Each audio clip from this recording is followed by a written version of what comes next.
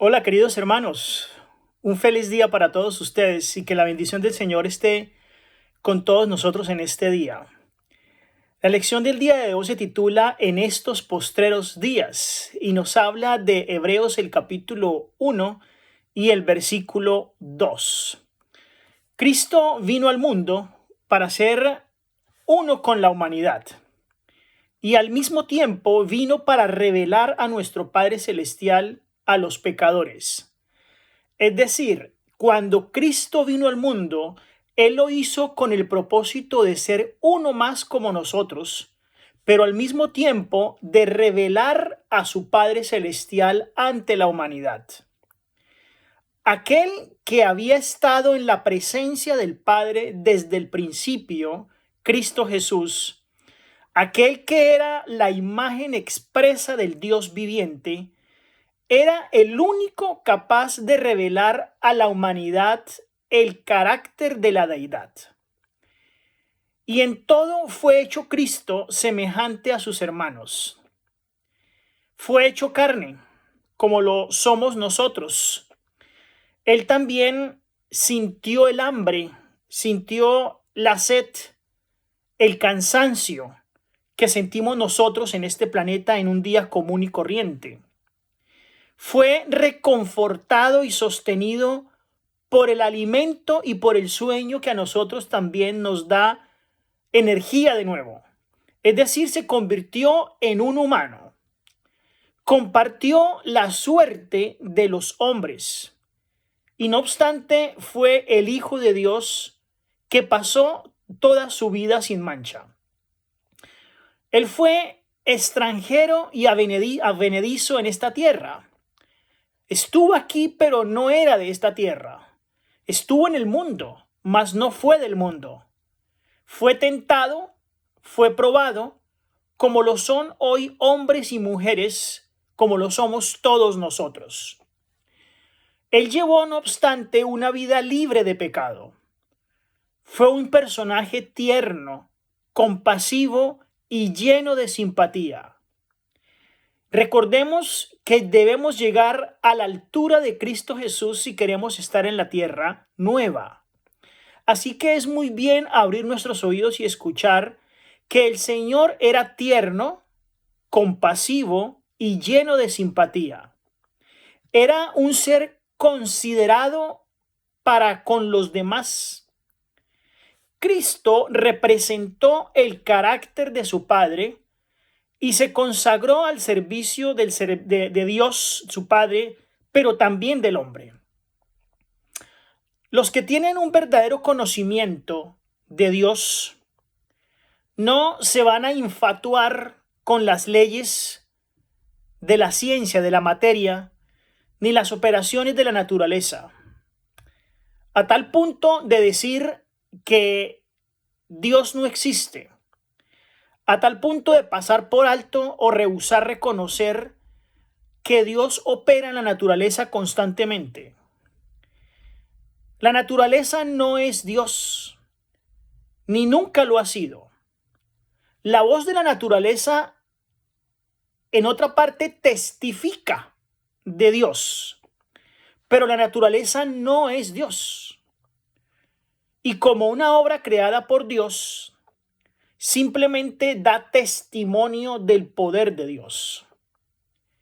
Así que la deidad es el autor de la naturaleza. Y el mundo natural no tiene poder, sino el que Dios le suministra. Hay un Dios personal, el Padre. Hay un Cristo personal, que es el Hijo. Hay un Espíritu Santo, que es el enviado. Dice el salmista: los cielos cuentan la gloria de Dios, y el firmamento anuncia la obra de sus manos. Un día emite palabra a otro día, y una noche a otra noche declara sabiduría. No hay lenguaje ni palabra, ni es oída su voz. Salmo 19, los versículos 1 al 3. Algunos quizás supongan que estas grandes cosas del mundo natural son Dios, pero no son Dios. Todas estas maravillas de los cielos tan solo están haciendo la obra que les ha sido señalada y son, en otras palabras, los instrumentos de Dios. Dios es quien las vigila. Él hace que todas las cosas marchen porque es su creador. Entonces no existe un panteísmo donde Dios es la naturaleza y que todo lo creado es Dios, sino que el Señor, como dice Pablo, nos habló en estos postreros días mediante su Hijo Jesucristo. El ser divino se ocupa en sostener todas las cosas que ha creado. Y esa misma mano que sostiene y que equilibra las montañas en su posición, los mares en su lugar, el que guía los mundos en una misteriosa marcha alrededor del sol, es el que ha muerto por ti, es el que ha dado la vida por ti. Y los que creen que pueden obtener un conocimiento de Dios aislados de su representante, a quien o de quien la palabra habla, porque la imagen misma de su sustancia, según Hebreos 1:3, necesitan reconocer como necios ante sí mismos antes que puedan ser sabios que Dios existe. Es imposible obtener un perfecto conocimiento de Dios por la naturaleza sola, porque la naturaleza en sí es imperfecta. El perfecto es su creador. En su perfección, no puede representar a Dios, es decir, la naturaleza no representa a Dios. No puede revelar el carácter de Dios en su perfección moral, pero sí habla de él, porque los cielos cuentan la gloria de Dios. Lo que pasa es que algunos han imbuido el mensaje y han puesto la naturaleza como Dios, como un ser divino. Cristo vino como un salvador personal y es la palabra que el apóstol Pablo nos quiere decir aquí en Hebreos 1:2 para el mundo. Y él representa a un Dios personal, un salvador personal.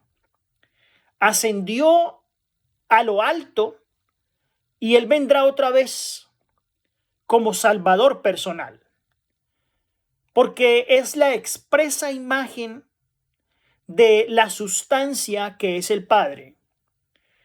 Y en él obviamente habita la plenitud de la deidad.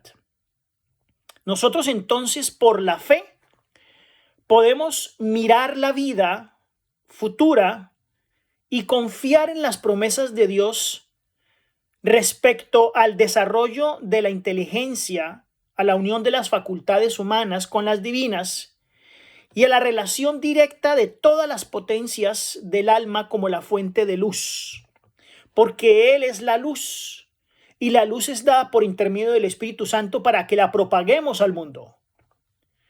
Nosotros podemos regocijarnos en su naturaleza, podemos regocijarnos en que todas las cosas han sido dadas por la providencia de Dios.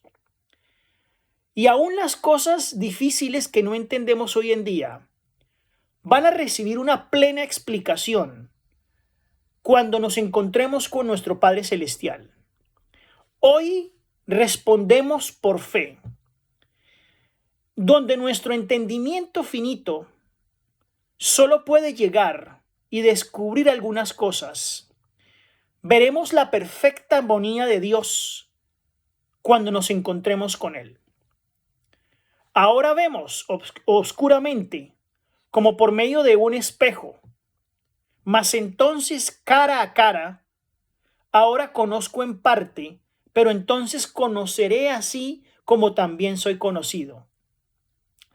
Los que están dispuestos a dejar todo pecado y buscar seriamente la bendición de Dios, no la alcanzarán si no dejan a un lado sus pecados, si no dejan a un lado el mundo, si no dejan a un lado sus favoritismos, sus mundanos deseos, sus inclinaciones, sus costumbres mundanales. Todos los que se afirmen entonces en la promesa de Dios como lo hizo Jacob, sean tan vehementes y constantes como lo fue Jacob, alcanzarán el éxito que él alcanzó. Debemos hoy confiar, poner nuestra fe en las promesas del Señor para alcanzar la redención mediante su gracia, mirando al invisible, mirando a nuestro Padre Celestial. Esa debe ser nuestra manera de pensar. Ese debe ser nuestro objetivo el día de hoy. En estos postreros días, dice el apóstol Pablo, el Señor nos ha hablado por intermedio de su Hijo, y es en quien nosotros obtenemos la salvación. Es en Cristo Jesús en quien hay salvación, no en otro nombre dado a los hombres en que podamos ser salvos. Por medio del Hijo se establece entonces un contraste entre la revelación mediante lo que fue dado por los profetas y lo que es dado por Cristo Jesús personalmente cuando vino a la tierra en su primer advenimiento. Creemos en Cristo Jesús, practicamos su doctrina y esperamos su segunda venida gloriosa, limpios, puros, manteniéndonos alejados de todo lo que ofrece este mundo. Que el Señor les bendiga.